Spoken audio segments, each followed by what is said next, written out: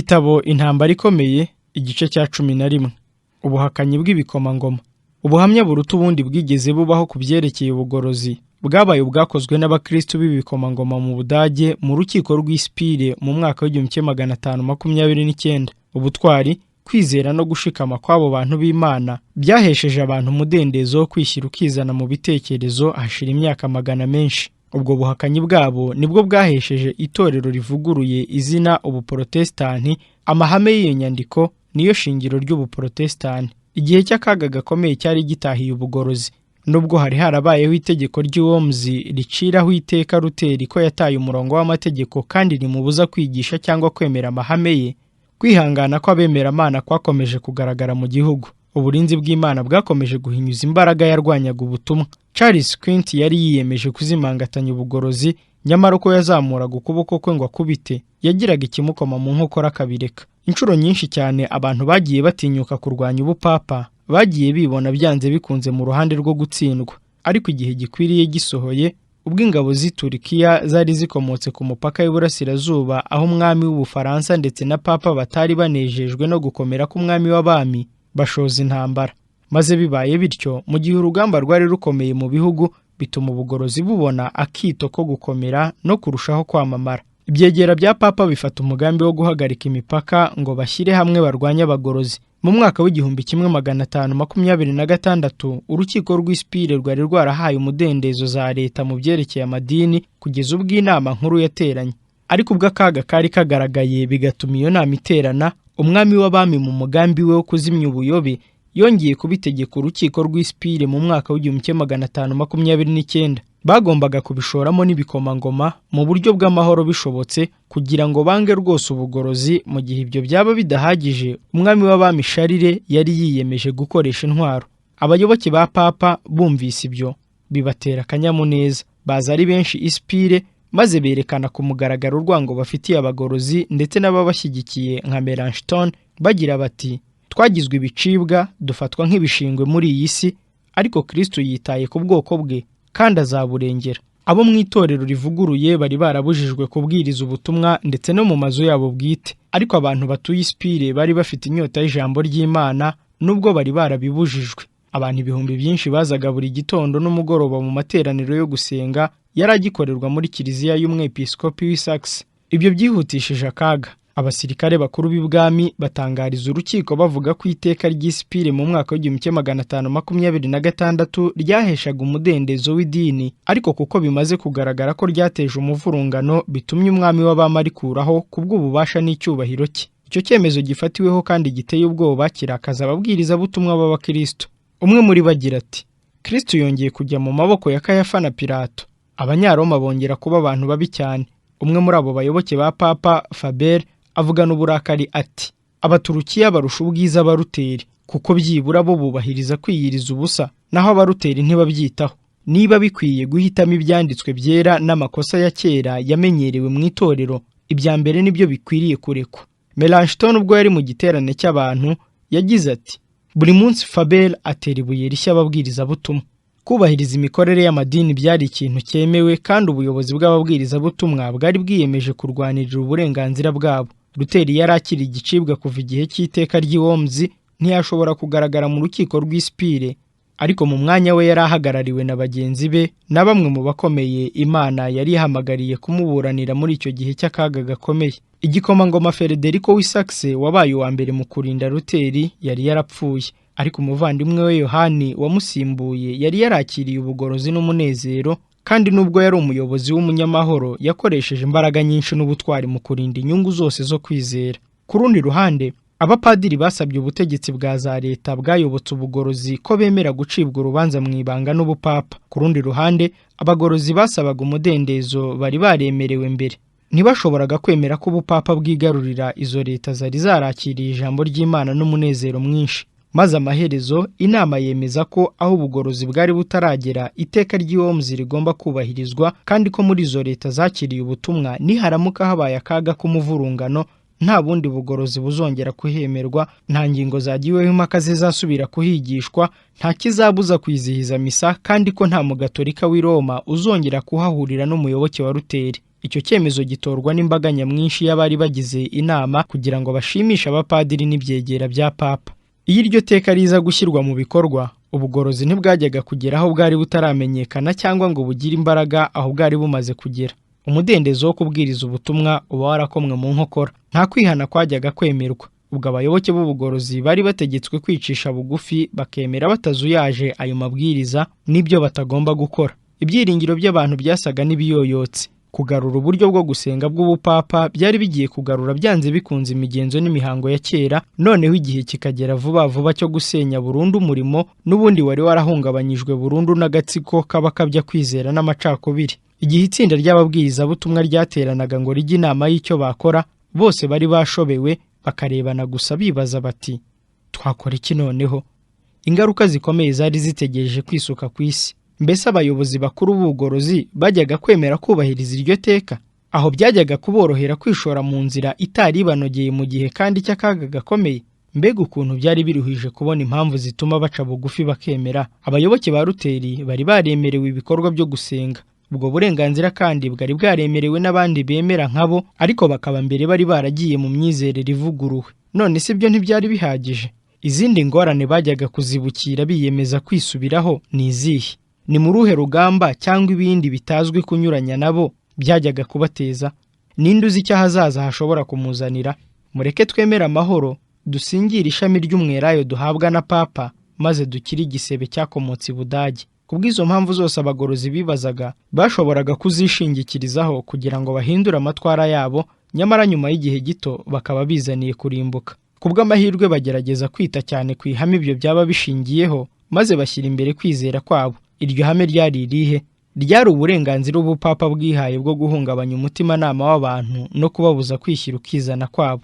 Batariko se ntibabemereye uburenganzira bwo gusenga n'abayoboke babo? Ariko babyemerewe ari nko kubihanganira bidasanzwe mu iteka ryemejwe.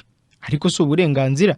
Icyo cyemezo cyasobanuraga ko ubutegetsi bugomba gukandamiza, ko umutimanama udafite ishingiro, ko papa ari umucamanza nyir'ubutungane, ku bw'ibyo agomba kubahwa.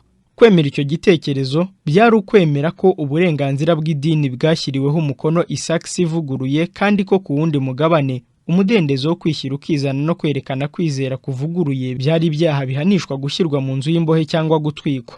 Mbese uburenganzira bw'idini bwashoboraga kwemerwa bikurikije akarere gusa? Mbese umuntu yabona ko ubugorozi bwari bugeze ku ntambwe ya nyuma, kandi ko ahantu hose ubupapa buganje bugomba guhoraho iteka? Abafite kwizera kuvuguruye bashoboraga se kwihandagaza bakavuga ko amaraso y'abantu ibihumbi yamenetse kubera iryo teka mu bihugu by'ubugatolika bagombaga koko gupfa?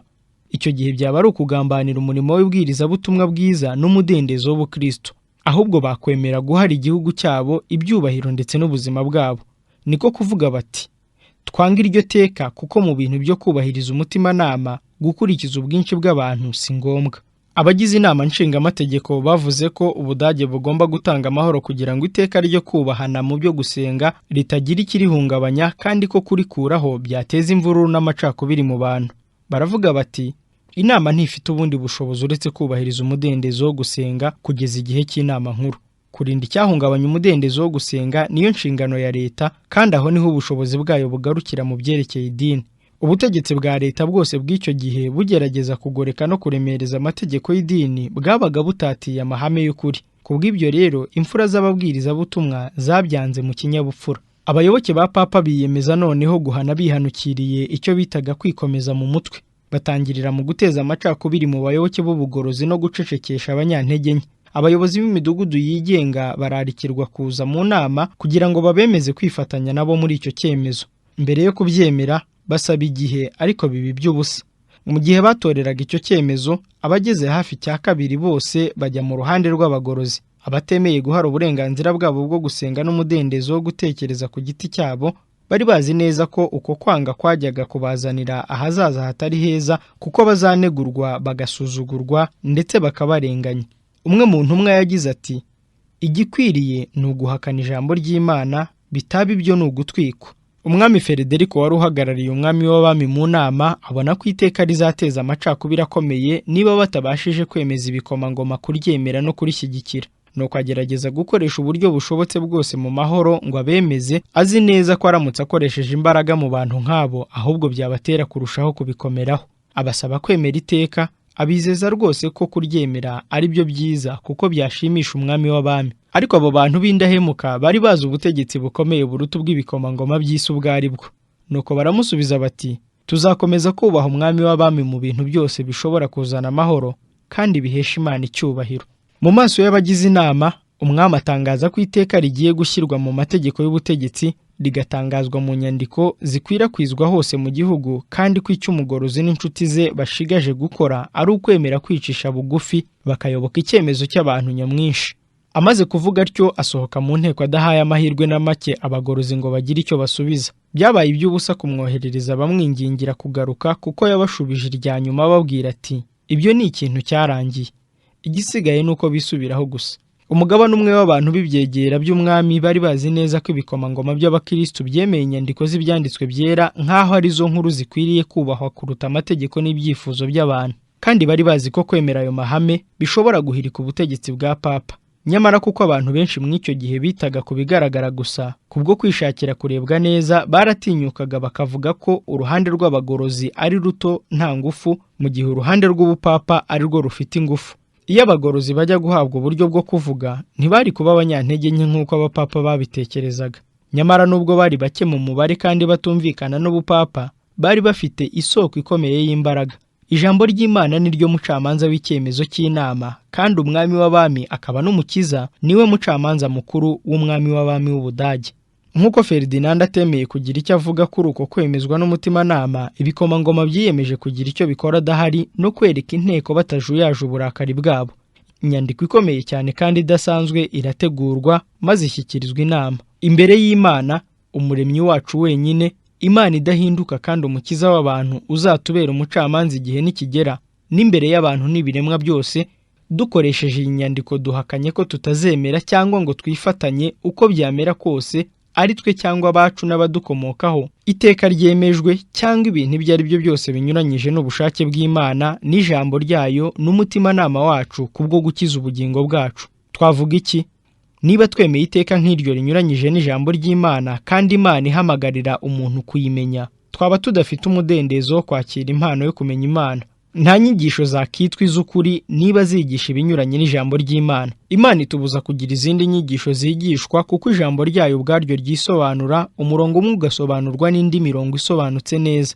Icyo gitabo cyera, Bibiliya, mu buryo bwose ni ingenzi ku mukristo kuko kimworohereza kandi kikamukura mu mwijima. Nuko rero kubw'ubuntu bw'Imana twemera ko tudakwiriye guhindura kuko ikibwiriza gitunganye kandi cyonyine rukumbi gituruka gusa mu ijambo ryayo, nk'uko ibyanditswe mu isezerano rya kera no mu isezerano rishya ntacyo twongereye cyarivuguruza. Iryo jambo ni ryo kuri ryonyine, ni ryo shingiro ry'amahame yose n'ubugingo, ntirigira iherezo kandi ntiribeshya. Uryubakiraho azatsinda imbaraga zose z'umwanzi, ariko ibyiratwa by'abantu byose bihabanye naryo bizahinyuka bibe ubusa imbere y'Imana. Ngizi impamvu tudashobora kwemera kwikorera umutwaro batugerekaho, kandi twiringiye ko nyakubahwa umwami w'abami nk'umuntu w'Imana kandi w'umukristo azaturengera mu bituremereye byose. Twiteguye kumuha ubwe kandi namwe mwese icyubahiro, urukundo, kuko ari byo dusabwa nk'abaturage beza b'indahemuka. Abagize inama batinyishwa n'iryo jambo. Abenshi barakazwa no gutinyuka kwabo bahakanye. Ahazaza habo bahabonaga umwijima no gushidikanya, amacakubiri, intambara, amaraso azameneka, babibona nk'ibidashobora guhagarikwa. Ariko abagorozi kuko bari biringiye ukuri kwabo kandi bishingikirije ku maboko y'isumba byose, bari bafite ubutwari bashikamye. Ubuhakanyi ntibwemereraga ibikomangoma by'icyo gihe uburenganzira bwo gushyiraho amategeko ku byerekeranye n'imibereho y'abantu n'Imana, ariko iby'abahanuzi n'intumwa bikavuga biti, ni byiza kubaha Imana kuruta abantu. Ntibyemeraga ububasha itorero ryiha, maze bushyiraho ihame ridakuka rivuga ko inyigisho y'abantu yose igomba gushingira ku bubasha bw'Imana. Ibikomangoma byari byaranze ukwishyira hejuru kw'abantu, ahubwo byerereza Kristo nk'umukuru w'itorero n'ijambo rye ko ari ryo rikuru rikwiriye kwigishwa gusa. Imbaraga ikomoka mu kumvira umutimanama iba ari yihabwa umwanya uruta imbaraga ya leta, kandi ubushobozi bw'ibyanditswe byera buruta ubw'itorero rigaragarira amaso. Icyubahiro cy'ikamba rya Kristo kiruta cyane icyubahiro cy'ikamba rya papa cyangwa iry'umwami w'abami. Ibikomangoma by'ababwirizabutumwa byiyemeza kwerura ku mugaragaro ko byemeye inyigisho z'ukuri. Bumvaga bidahagije gusa kubyemera no kubyubaha, ahubwo ari na ngombwa kwigisha ijambo ry'Imana muri icyo gihe, kandi biyama abapadiri n'abacamanza kubyivangamo. Ubuhakanyi bwabereye i Sipire bwabaye igihamya gitangaje cy'intege nke ziri mu kwihanganirana mu gusenga, kandi byerekana uburenganzira bugenewe abantu bose bwo gusenga Imana bakurikije ijwi ry'umutimanama wabo. Ubuhamya bwabo bwari bwakozwe bwandikwa mu bitekerezo by'abantu ibihumbi, kandi bwandikwa mu bitabo byo mu ijuru, aho nta muntu ufite ubushobozi bwo kubisiba. Ubudage bwose bwigishijwe ubutumwa bwemera nta shiti ubwo buhakanyi nk'igihamya cyo kwizera. Ahantu hose bahabonaga ubwo buhamya nk'isezerano ry'igihe cyiza kuruta ibyo bigeze bagira. Umwe mu bikomangoma yabwiye abo bahakanyi b'i Sipire ati: "Icyampa ngo Imana nyir'ubushobozi bwose ibagirire ubuntu, ibashoboze kuyivugana imbaraga nta gutinya, kandi ngo ibakomeze muri ubwo bukristo kugeza umunsi w'imperuka." Iyo ubugorozi bugeraho bugahagarara bumaze kugera ahantu runaka kugira ngo bubone abayoboke benshi, bwari kuba butatiye ubudahemuka ku Mana kandi bwigiriye nabi, kuko bwajyaga gusenyuka nta kabuza. Ibyabaye kuri abo bagorozi b'indahemuka bikubiyemo icyigisho ku bazabaho bose mu myaka izakurikiraho. Uburyo bw'ubugome Satani yagiye akoresha arwanya Imana n'ijambo ryayo ntibwahindutse, kugeza n'uyu munsi aracyarwanya ko ibyanditswe byera byaba umuyobozi w'ubuzima bw'abantu, nk'uko yabigenje mu kinyejana cya 16. Muri iyi minsi yacu abantu bitandukanije cyane n'amahame n'inyigisho ze, kandi rwose bakeneye kugaruka bagakurikiza amahame shingiro ya Bibiliya nk'uko abaporotesitanti babigenje, kandi Bibiliya yonyine ikababera umuyobozi n'ishingiro ryo kwizera. Satani aracyakoresha uburyo bwose afite kugira ngo akureho umudendezo wo kwihitiramo gusenga. Imbaraga irwanya Kristo, Antikristo, yatsinzwe n'abaporotesitanti i Sipire iracyashakashaka kugaruka ifite ubukana burushije ubwa mbere, kugira ngo yigarurire ibyo yajimije. Komatana n'ijambo ry'Imana nk'uko byagaragaye mu gihe cy'ubugorozi nibwo buryo bwonyine bw'ibyiringiro by'ubugorozi. Aho i Sipire abaporotesitanti bahabonye ibimenyetso by'akaga, ariko banahabonye ibimenyetso bibereka ko ukuboko k'Uwiteka kuramburiye kurinda abamukiranukira. Icyo gihe nibwo Melanchthon yashoreye bwangu Grineus, amunyuza mu tuyira tw'i Sipire amugeza ku ruzi Rhine, maze amutegeka kurwambuka atazuyaje. Grineus biramutangaza, maze yifuza kumenya impamvu zitumye agomba guhunga bya hutihuti.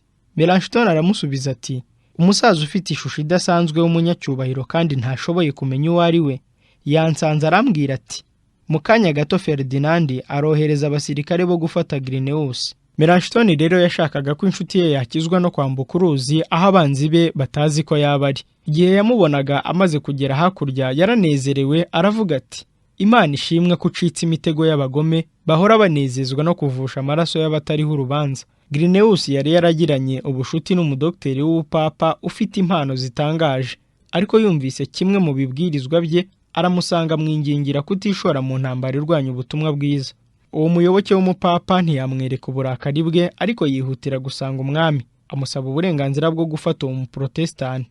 Igihe Melanchthon yari agarutse mu icumbi rye, yabwiwe ko amaze kugenda intumwa zaje gufata Grineus zaje kumushaka hose mu nzu, maze arushaho guhimbaza Imana kuko ariyo yarinze inshuti ye, yamwoherereje marayika kugira ngo amuburire. Ubugorozi bwagombaga kurushaho kugirira akamaro abakomeye bo ku isi. Bya bikomangoma bibwiriza ubutumwa Ferdinand yanze gutega amatwi byagombaga bidatinze kwiregurira imbere y'umwami w'abami n'imbere y'inteko y'abakomeye mu nzego z'itorero na leta. Kugira ngo amacakubiri yari yarateje umuvurungano mu bwami ahagarikwe, Charles wa gatanu atumiza inama i Augsburg, kandi avuga ko ari we ubwe uzayiyoborera. Abayobozi b'ubuporotesitanti nabo baratumirwa muri iyo nama. Akaga gakomeye kari gategereje ubugorozi, ariko abayoboke babwo bari bafite ibyiringiro mu Mana bituma badatinya gukomeza kwamamaza ubutumwa bwiza. Abajyanama b'umwepiskopi w'i Saxe bamusaba ko atazahinguka mu nama, bati ntibyaba ari ukwigerezaho kujya gufunganwa n'umwanzi ukomeye mu mudugudu. Ariko abandi bagiraga bati: "Niba ibikomangoma byitwaye neza n'ubutwari, nta kabuza umurimo w'Imana uzatsinda." Luteri yagize ati: "Imana irakiranuka, ntabwo izadutererana." Umwepiskopi ahagurukana n'ibyegera bye ajya i Augsburg. Abantu bose bari bazi akaga kabugarije, maze bajyayo bababaye kandi bacitse intege.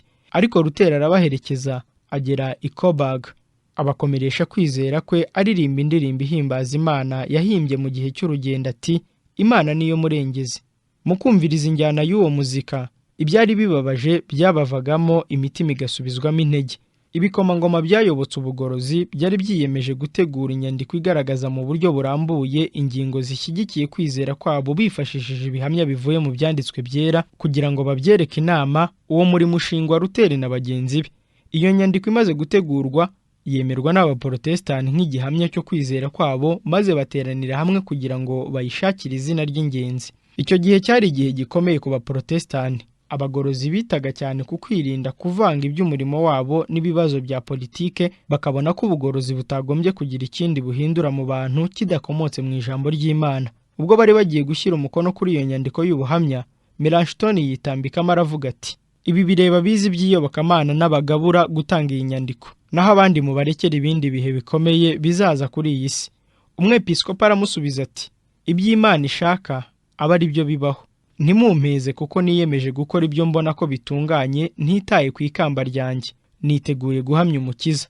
Ingofero n'ikanzu by'umwepiskopi ntibindutira umusaraba wa Kristo. Amaze kuvuga atyo, aratambuka ashyiraho umukono. Igikomangoma cy'Anhalt afashe ikaramu ye, abanza kuvuga ati, niba nyiricyubahiro Yesu Kristo Umukiza wanjye abishaka, niteguye gusiga byose no gutanga ubuzima bwanjye, nkihutira kwakira ikamba rihoraho. Amaze gushyiraho umukono arongera ati, nahitamo gusiga ingabo zanjye n'ubutegetsi bwa leta, nahitamo gusiga igihugu cya ba data na sogokuru nkagenda nitwaje ikibando mu ntoki, aho kwemera andi mahame atanditse muri iyi nyandiko. Nguko uko kwizera n'ubutwari bw'abo bantu b'Imana byari bimeze.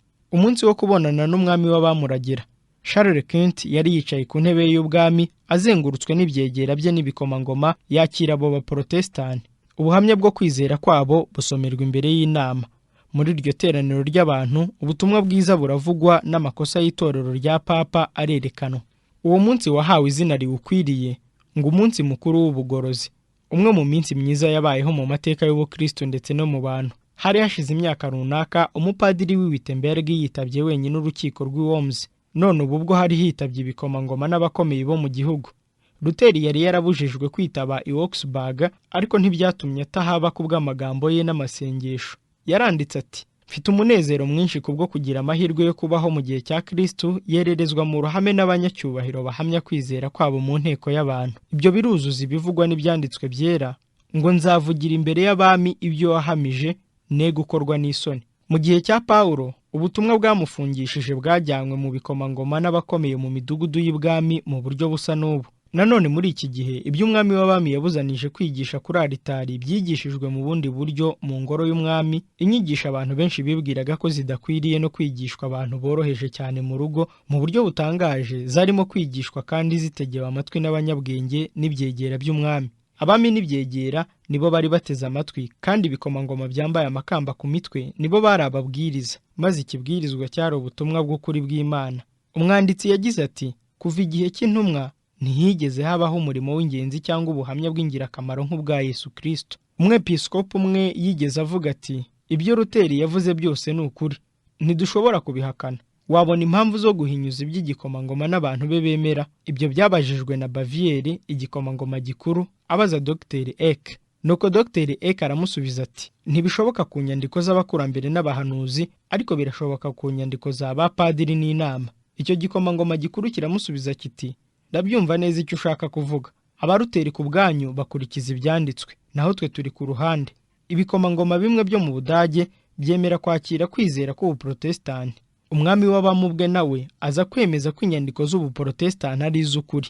Iyo nyandiko yo kwemera ibyaha iza gusobanurwa mu ndimi nyinshi, ikwirakwizwa mu Burayi bwose, maze yemerwa n'abantu ibihumbi n'ibihumbi mu binyejana byakurikiranye nk'igihamya cyo kwizera kwabo.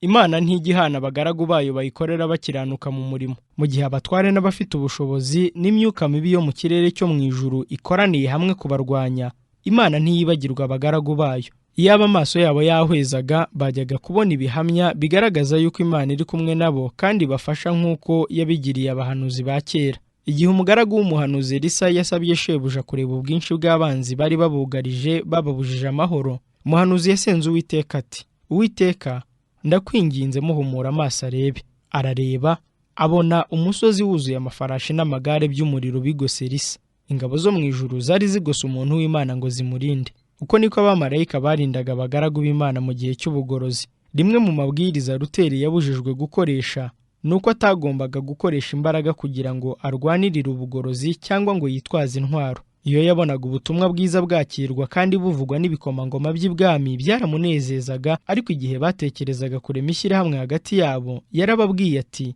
inyigisho z'ubutumwa bwiza zirwanirirwa n'Imana ubwayo. Uko abantu barushaho kwitaza icyo gikorwa, niko ububasha bw'Imana burushaho kubagaragarira. Kubwe, impungenge zose, politike yose yatekerezwa, byaba ari ibishingiye ku bwoba kandi biganisha ku gutsindwa. Ubwo abanzi bakomeye bari bunze ubumwe ngo barwanye kwizera kuvuguruye, Luteri yaranditse ati, Satani ararakaye cyane. Abayobozi b'itorero bayobye nibo bamukorera maze bagafatanya kuturwanya. Turarikira abantu kwisunga ingoma y'Imana kubwo kwizera no gusenga, kugira ngo abanzi bacu nibamara gutsindwa n'umwuka w'Imana babone ko nta kindi bakora uretse kuduha amahoro. Icyo dukeneye kuruta ibindi ni ugusenga. Abantu bakwiriye gusobanukirwa ko ubu ngubu tugeramiwe n'inkota kubw'uburakari bw'umwanzi. Twese turarikiwe gusenga. Hanyuma agiye kuvuga iby'ishyirahamwe ryatekerejwe n'ibikomangoma by'abagorozi, aravuga ati, intwaro iruta izindi ikwiriye gukoreshwa muri iyi ntambara ni inkota y'umwuka. Yandikira igikomangoma cy'i Saxe ati, ntidushobora kwemera ishyirahamwe nk'iryo kuko umutimanama wacu utabitwemerera. Twahitamo gupfa inshuro 10 aho kubona ubutumwa buvusha amaraso nubwo byaba igitonyanga kimwe. Umurimo wacu ni ukwemera tukaba nk'intama zijyanywe mu ibagiro. Umusaraba wa Kristo niwo ntangarugero rwacu. Nyakubahwa, ntimugire ikibatera ubwoba. Iby'amasengesho yacu azakora biruta cyane iby'ubwirasi bw'abanzi bacu buzakora. Twitondere gusa ko amaboko yacu atanduzwa no kuvusha amaraso y'abavandimwe bacu. Umwami w'abami naramuka ategetse ko badushyikiriza inkiko, twiteguye kwitaba. Nta wundi ushobora kurengera ukwizera kwacu, kuko ari urubanza rwo gupfa no gukira umuntu wese agomba kwiburanira. Imana yategetse abagaragu bayo kuyubakira. Nuko rero, nta mbaraga irwanya Imana ishobora gukuraho inkuta yishyiriyeho. Amasengesho yo mu rwiherero yazaniye abayasengaga imbaraga, yahungabanije isi mu gihe cy'ubugorozi bukomeye. Aho niho abagaragu b'Imana bifitiye amahoro bashinze ikirenge cyabo mu masezerano yayo. Mu gihe cy'amakimbirane i Augsburg, Luteri yamaraga amasaha 3 asenga buri munsi kandi agatoranya amasaha y'igihe cyiza kugira ngo yige. Yumvikaniraga mu cyumba cye bwite asenga Imana mu magambo yo kwambaza no gutinya n'ibyiringiro, akaba nk'uvugana n'inshuti magara. Agira ati, tuzi neza ko uri umubyeyi wacu n'Imana yacu, kandi ko utazabura gukiza abana bawe akarengane kuko akaga tugafatanyije. Uyu murimo ni uwawe kandi ni wowe watwemeje kuwuzamo. Mana yacu, turengere. Yandikiye Melanchthon wari uremerewe cyane n'agahinda n'ubwoba ati, amahoro muri Kristo abane nawe. Ngize nti, muri Kristo ntabwo ari mu isi. Amen. Sinkunda rwose kubona ushenguwe n'agahinda. Niba umurimo dukora atari uw'ukuri, dukwiriye kuwuvamo. Niba ari uw'ukuri, kuki twahangara kubeshyera amasezerano y'umuyobozi wacu duhumuriza ngo twisinzirire nta bwoba? Kristo ntazigera abura kuboneka mu murimo wo gukiranuka n'ukuri. Kristo ariho kandi azahoraho. None icyadutera ubwoba ni iki? Buri gihe Imana yumva gutaka kw'abagaragu bayo. Yahaye ibikomangoma n'amabwiriza, ubuntu n'ubutwari byo guhagararira ukuri muri iyi si y'umwijima. Umukiza aravuga ati, dore ndashyira muri Siyoni ibuye rikomeza imfuruka, ryatoranijwe kandi ry'igiciro cyinshi, kandi uryizera ntazakorwa n'isoni. Abagorozi b'abaprotestani bubatse kuri Kristo. Nuko rero amarembo y'inzugi z'ikuzimu ni ubusa kuri bo.